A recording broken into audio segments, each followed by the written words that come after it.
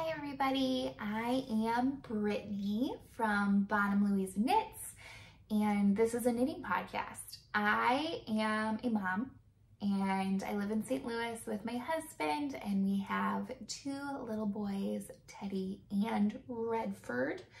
And I wanted to pop in because in the US we are having Memorial Day weekend, and tomorrow's Friday.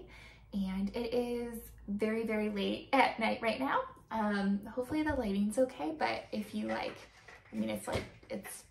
it's nighttime.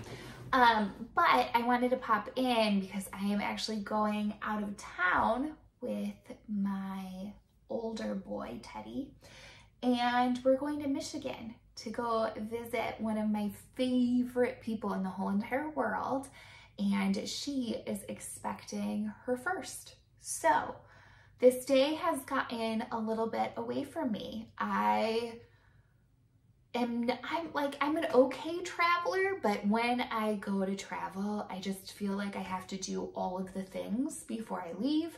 So it was like I have to do my Amazon return, and I have to get my car cleaned out, which is really me because I don't like spending money on that kind of thing. And let's see, I had a Nordstrom rack return. So it was like all of these different little things throughout the day that were just adding up for sure. And then, yeah, it got away from me. Oh, I was packing baby things for her because I was like, I should just, pass these on to the next person. So it's been a very busy day, but I'm here and I'm so happy to be here and talking to all of you guys today. So, first things first, what am I wearing? So as promised, I was going to show you guys the Trunk Island tank that I knit last time it was finished. I have not worn this out of the house.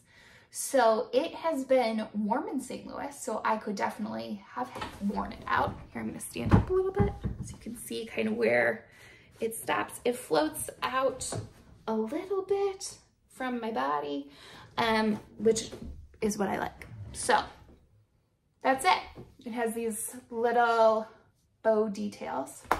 And what I was saying, and then I got distracted, was it's been warm enough for me to wear it out. However, I have been doing a little R&R recently, rest and relaxation, because I injured myself. So another reason why today was kind of hectic, I started physical therapy. Today was my second day going. And for those of you that have been around for a while, one of my very first podcasts, I talked about all of these goals and resolutions I was going to be having throughout the year, and one of those was exercising.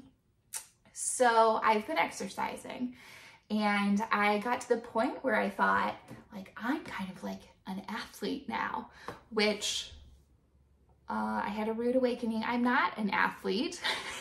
I never have been, but I felt pretty confident in my abilities, and maybe a little overly confident, and I dislocated my patella, which caused a little fracture and a partial tear. So not great, but they don't think I need surgery. So that is good news number one. And I get to do physical therapy, which I think is going to strengthen my knees, which I've known for a long time. I have some issues there. My mom has had double knee replacement. So I think, going earlier on, knowing the exercises, knowing how to strengthen is just going to help me overall. So that's good news. No surgery was good news. I'm really trying to look on the bright side here. Oh, I don't really feel bad about not really exercising because, physical therapy gives me exercises. So that's been good. Oh, and obviously the most important, I have more knitting time. So, you know, all things considered, it could be a whole lot worse. But yes, I injured myself a little bit, so I have not been going on long walks or going to the farmer's market or doing anything like that. I am supposed to stay off of it. I was supposed to be using crutches, which is hard to do with 2 little ones, and I just have it braced now, so I'm on the mend. It'll be good. But yes, I have not worn this out of the house, but it's not because it's not a great design or anything. It's just personal issues are happening.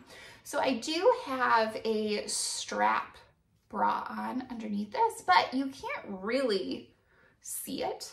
And this V is echoed on the back, exactly the same. And I like it. I think it's cute. I realized the color choice last time was very like skin colored as I was watching back the last podcast.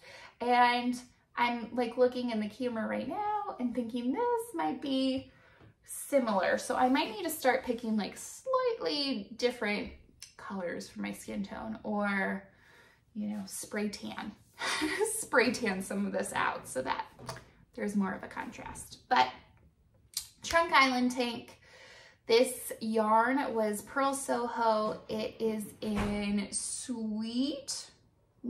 cattail silk in the colorway Flower Field Gray. Sorry, I'm looking down because I needed to write things down today. So yeah, lovely yarn, pretty okay pattern, not my favorite pattern, and I talked about more on why that is last time, but it's definitely cute and I will wear it. So all in all, winner. Okay. Oh, I'm gonna get a little chatty. So maybe like fast forward if you don't want to hear the chat. Right before I went to the Midwest Fiber Festival, I podcasted. So you guys haven't heard about that. So Midwest Fiber Festival was at Merrimack Community College, I think is the name of the location. It's in Kirkwood. So if you're from the St. Louis area or you're familiar with kind of the geography here, that's where it was. And it was a fiber festival, and it was their second one ever and my second time going. So it was nice to kind of see how things have evolved.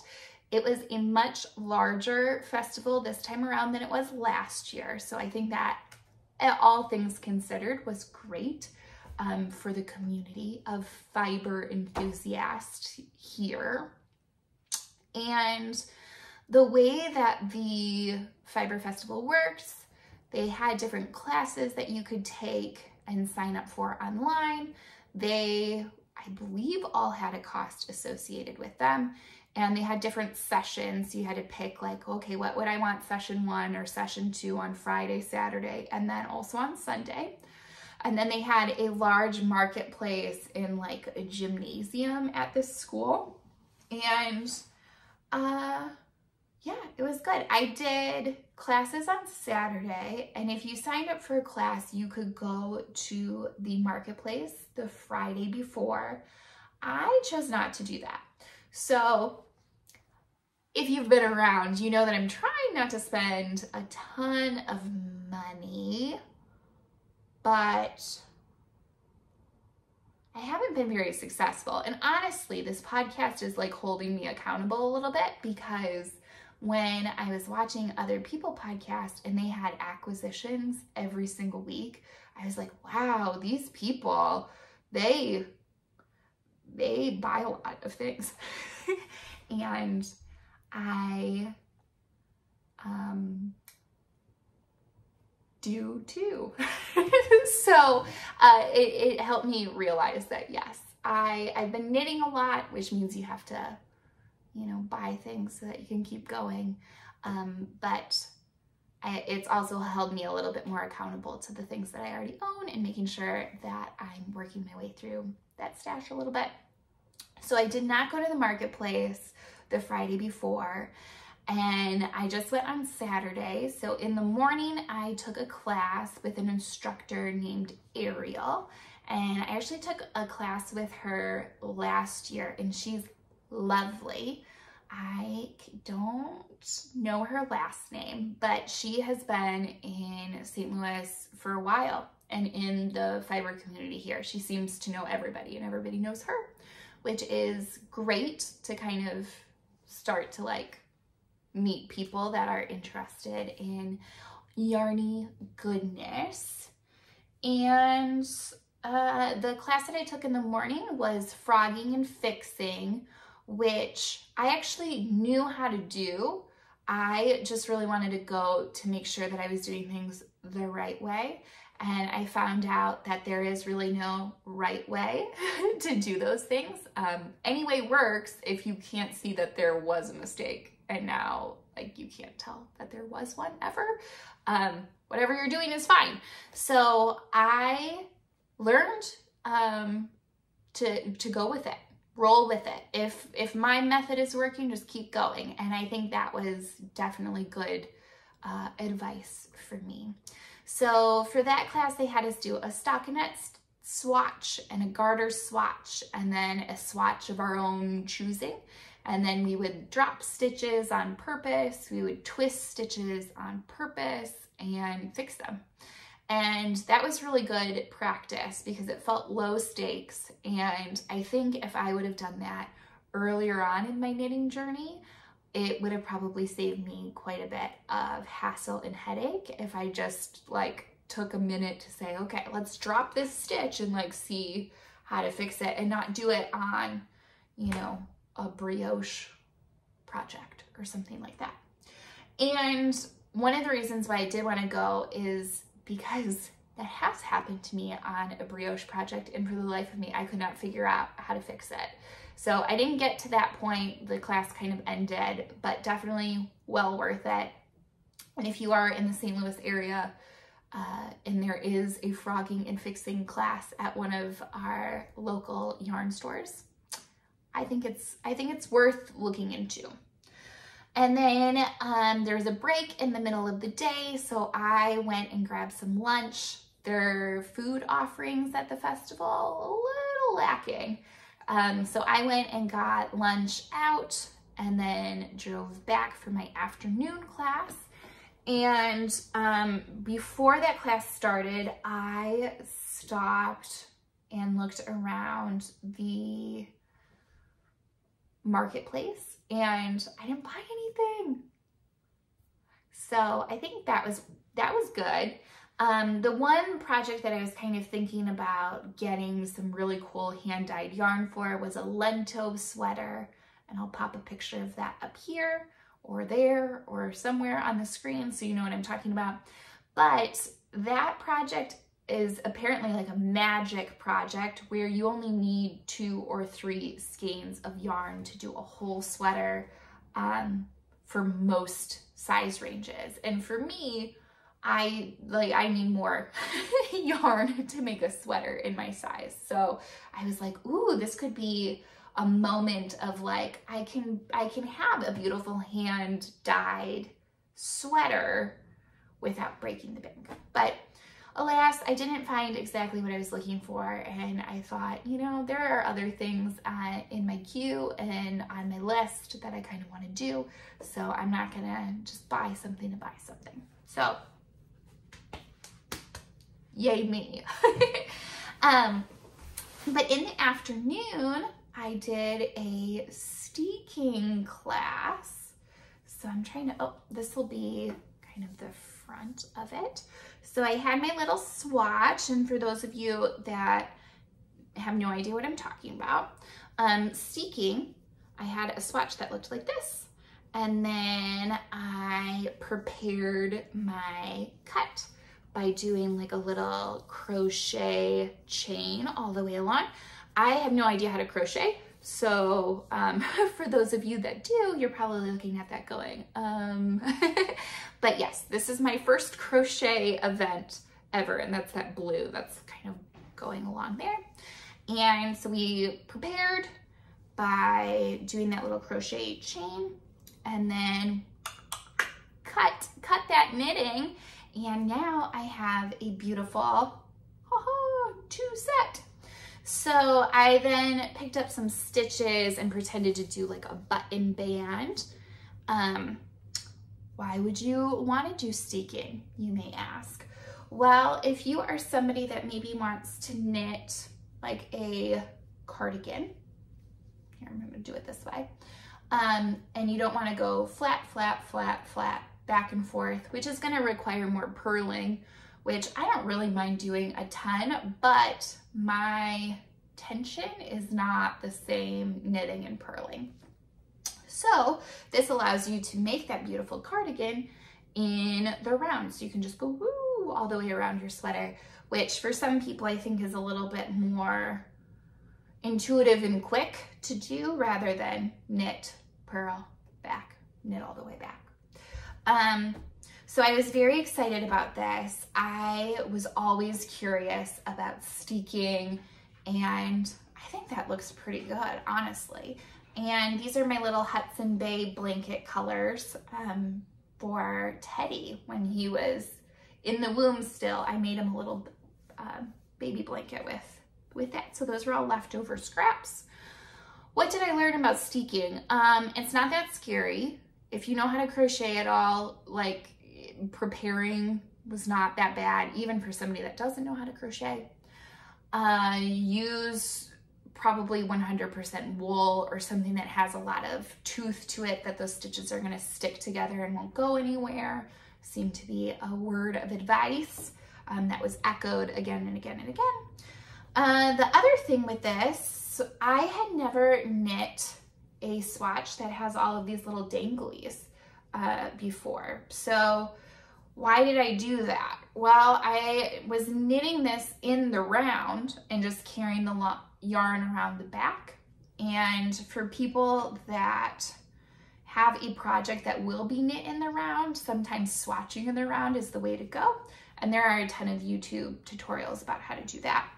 I am by no means an expert. This is my first time. But, yes, that was that. What else was I gonna say? I keep losing my train of thought. I'm so sorry, guys. But I came home from the Midwest Fiber Fest feeling very enthusiastic about knitting and new techniques and projects. So of course, what did I do? I went on Ravelry and I started looking up steeking projects that I might want to do and practice my new techniques and skills. And I didn't find anything that really spoke to me. So if you guys know of a steeking project that you've either done or you're super curious about, please let me know. Please tell me so that I can keep an eye out for it.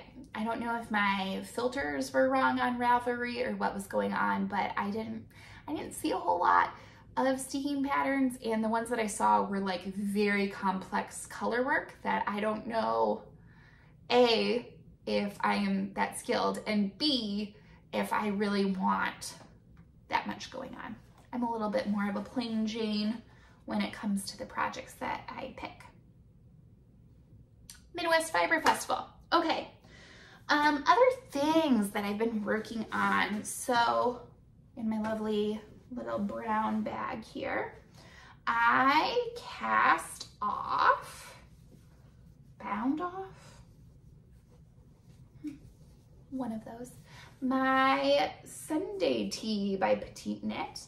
Now, you might be looking at this and thinking, I just saw a yarn ball, like, yep, go awry here. And you are absolutely correct. I cast off, but the last thing that you need to do is sew down your little hem so it becomes this folded over pretty little edge. And I have not wanted to do that. I am procrastinating doing that. I don't know if I will pick a project that will have me do that because I don't want to. Now, I know that I don't have to. It looks fine when I put it on. The little rolled hem is actually pretty cute. and it is at along the bottom as well. So it just, I don't know, there's something about it that I feel like I need to have it really lined up super well before I do it. I am not great at hand sewing, so I'm sure like if I get it on pattern and I pin along the way, I won't get like, ooh, like a wonky, you know, line happening. But my goal is next time I podcast, I will wear this for you. So I have to do something, at least like sew in ends to get to that point. I have tried this on. I haven't blocked it. It is a little wrinkly because it was bunched up in that little bag. It is a little bit big, a little bit oversized, which I do kind of like for summer clothes. I don't want it to be like super skin tight. And I think I said that last time too. I'm somebody that would rather have something a little bit looser, a little bit baggier than like skin tight, because I won't wear it. I get uncomfortable. So that, stay tuned, I will wear next time. So this was Petite Knit. This is the first pattern that I have ever knit of hers. This was in drops, which I ordered from Wool Warehouse. This is Saffron, which is 100% cotton. And I'm like sneaking in my bag to see. It has this beautiful yoke design. You knit from the top down, which is definitely my preference, so I will keep doing that. And then this was the color 57, and it's very flattering. It's a flattering color if you have some like pink, rosier undertones for sure. Love this. I will wear this next time.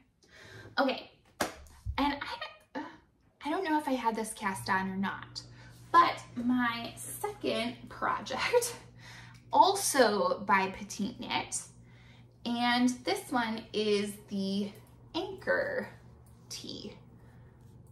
So different kind of yoke design. It is top down like the other one. I already did sleeve separation. My preference is to do top down, separate for sleeves, knit a little bit, go back and do those sleeves and just get them done. So they're little short sleeves. They have this nice little rib detailing. The hem or the bind off is an Italian bind off. Now, funny story, I was doing this wrong and I don't know if this is the wrong edge. It might be. So that's what that one looks like. And I'm not gonna go back and redo it because I like it. And this is what this other one looks like. And I think this one is the right one. I didn't know what I was doing, and there's like a weird maneuver that you have to do when you're doing the bind off. And the lady said, and I looked it up online, it was Brooklyn Tweed tutorial about the Italian bind off. And she said, it feels very, you know, finicky or weird. And I did it and I was like, I don't feel weird at all. I just like kept going. And then when I went to go do the other sleeve and it was time, I watched the same video again and I pulled it up and I did it wrong, the whole other sleeve. And I now know what she meant by finicky and weird. So, word of caution, Italian bind off should feel a little finicky. And if it doesn't, maybe watch another video. This is also Drops yarn. This one is a different, different yarn altogether. This is Belle in the color 06. Now, because my other Petite Knit t-shirt was so big, I decided I would knit a smaller size. So I started to cast on for a medium. The other one was a large. And I thought that would be okay. And then I kind of was like, the neck started to look really big. So I was like, I feel like I just have enough stitches. Let's see what size this is. And it was less than the extra small. And I thought like, okay, but if I add 20 or 40 more stitches, this thing is gonna come like all the way out. And from looking at Petite Knit's pictures, and I'll pop one on the screen. The neck is like kind of high up, and it is, you know, more of like almost a boat shape. Mine isn't like that. I mean, right, like if I would have cast on more stitches, it definitely would have been like that. So I stopped where I stopped. And then I'm also knitting on smaller needles. So smaller needles, less stitches, and this thing is still pretty big. And I'm gonna run out of yarn, I think. So I only have one more ball that I have not dipped into, but I'm going to. And I don't think that's gonna get me enough length. So I might have to order another ball. And if I'm ordering another ball, then I have to try the other drops yarn that I have on my bucket list. But I've just been waiting for them to have a sale, and they haven't had my bucket list yarn on sale. So I keep checking back, but maybe they will in June. Maybe I just need to wait that long. So this is a cliffhanger knitting situation. I'm gonna leave you hanging. I don't know what I'm gonna do. I don't know if I should pull it all out and try again.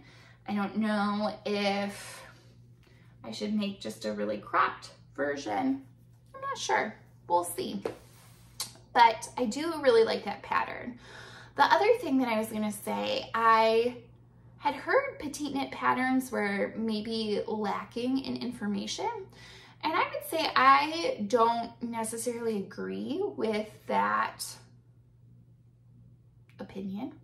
I find them to have enough information, particularly if you've knit a sweater before. I don't know if I would want a petite knit pattern to be my first ever sweater, but the information's there, but instead of telling you exactly how to do something, she'll just say like, do this, like do an Italian bind off. Well, I don't know what that is. And I just Google it. And I think maybe the reason why people say, well, there's not enough or not a ton of information is because they're used to having all of that step by step in a pattern. But I like her writing style. I think I would buy more petite knit patterns, and I like the simplicity of her designs as well. So we'll see. I might knit more, I might not. I'm trying to like expand my designer horizons, and I had never knit her, so I thought, let's do one, and then I was like, okay, let's do another one. So we'll see. We'll see if I get off that train or not. But I am gonna get off that train because my on deck pattern, and I showed you this yarn before, this is Pearl Soho Cotton Pure in the colorway Lavender Rose. And I decided that I'm going to knit the Outline Raglan by Jessie Made Designs, which is another designer that I am not familiar with, but I thought might as well. So I'll put a picture on the screen here.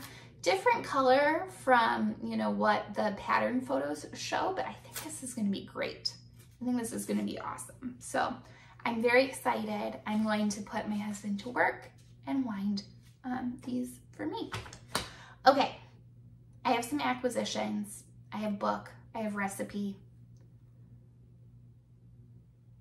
We're already going long. Okay, I'm just gonna very quickly do acquisitions. So I think this is the last one. You're gonna hear some crinkling. This is maybe my last Sweet Sparrow mystery package, and which I have actually very much enjoyed doing. Ooh, this one is based on A-I-N-E. I have no idea how to pronounce that, but it's like a Celtic club, so I will read that later. But the yarn, which I'm sure you're wondering, is in that AIME colorway. This is her Swift Base 80 Merino 20 nylon fingering weight. Ooh, so it is kind of a cream yellow color with like gray flecks, yellow flecks, brown flecks. This is beautiful, beautiful colorway. So that, I have no idea what I will do with, but I really like her dyeing. And it comes with a little stitch marker or progress keeper. I love her little logos, as that is upside down for all of you.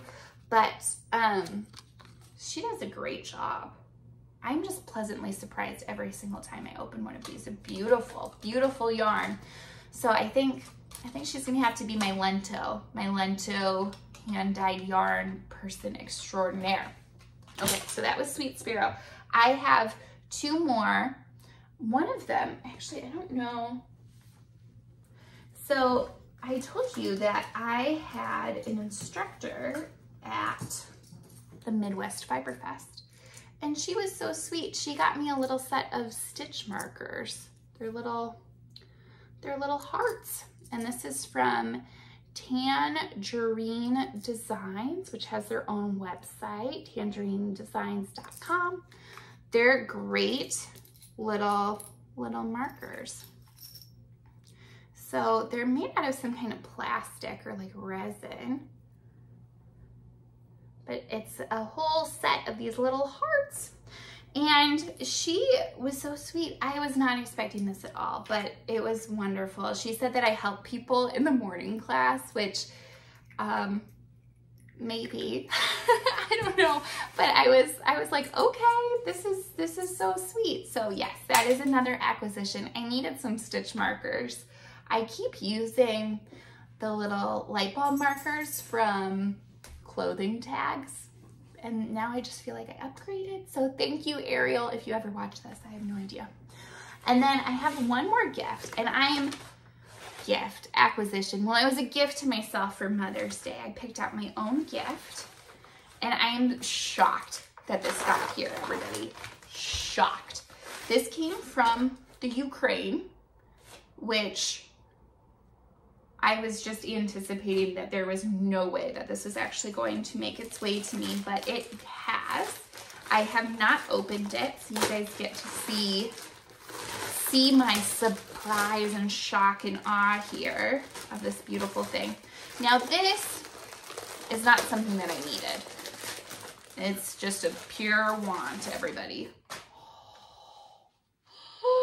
You guys, I'm so excited about this. So it is a needle case, needle minder. I'm not sure what we call it, but it has these lovely little snaps. And then you open it up.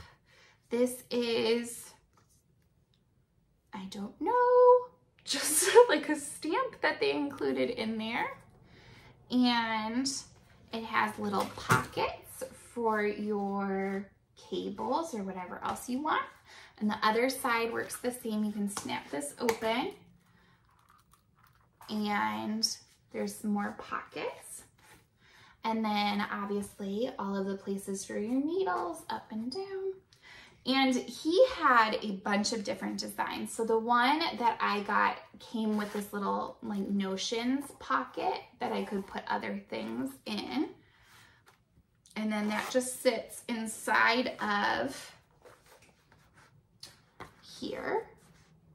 And then I can fold it. And then this is to clasp it shut so things don't fall out. You all, I am so excited about this. So I didn't need this. No, not at all. But I really wanted a new needle case. So I have ChowGoo interchangeable needles, and they come in that black and white case with like a red ribbon, and I just love this. So I will put the link to the maker. It came from Etsy, which I wasn't super excited about, but I wanted something that was really kind of slim and low profile that I could put in my bag or, you know, wherever I was going. I'm going to Connecticut this summer, and we're doing a lot of traveling. So Michigan tomorrow, Connecticut in June, July is Colorado. We don't travel, so I don't know what's gone on this summer, but all of a sudden we're traveling. And I was like, oh, this is perfect. So Etsy, Ukrainian man, Alexander. I will link it. This is such good quality, everybody. And like, look at those stitches on there. It's like perfect. And I think this is gonna patina and age in a beautiful way. So excited. I cannot believe that actually came. Okay, so last two things, I have a book that I read. It is called One Day in December by Josie Silver. So this book is romantic comedy-ish, and I will say this, I enjoyed reading it pretty thoroughly. I just had a low battery warning, so hopefully that didn't mess you guys up. But I enjoyed reading it thoroughly. It hit me at a good time and space for like a romantic comedy. It was infuriating at points. Particularly, I am a romantic at heart, but this one was a little bit of a stretch for me. And if you don't believe in love at first sight, you are going to dislike this book wholeheartedly. And I am a love at first sight person. When I first met my husband, it wasn't love at first sight, but it was definitely this moment of, oh, this person is going to be in my life. Like, there was an instant connection, like that we're going, that somehow this person is going to impact me. And that's been true. So like I have a little bit of a buy-in to this kind of idea and this fantasy of love at first sight. But even for me, I was like, oh, come on, characters. Like, this is far-fetched. But if you are a romantic, or even if you're not and you just want something to like laugh about, I highly recommend. Pretty well written. The plot might be a little bit problematic, once again, if you don't believe in love at first sight, but worth reading. I got it from our local library. I get books downloaded to my Kindle, and worth a look. It was not a long book. It did not take me a huge amount of time. It wasn't a time commitment, time suck, if you will. And, you know, good, like laying out in the sun, beach reading, road trip, you know, any of that kind of thing. Spot on for me. And then last but not least, I'm trying to keep this under 40 minutes. So last one is my recipe. So this is something that we tried for the first time. I had never had a bread salad before, and this is my first one. And I have to say, if I could have any salad where they substitute lettuce with bread, I think I'm in. I think that is a good choice. Maybe not a good health choice, but taste, flavor, filling-wise, perfection. And this one is the Midsummer Italian bread salad. So my husband and I, Teddy and Redford, we all ate it. So good. If you have fresh tomatoes, fresh basil this summer, like, whoo, try it out. It was really, really good. So that'll be linked below. And let's see. It was so good to catch up with all of you. And welcome. Thank you for being here. And I look forward to touching base with all of you again. All right. Have a good night, guys. Bye.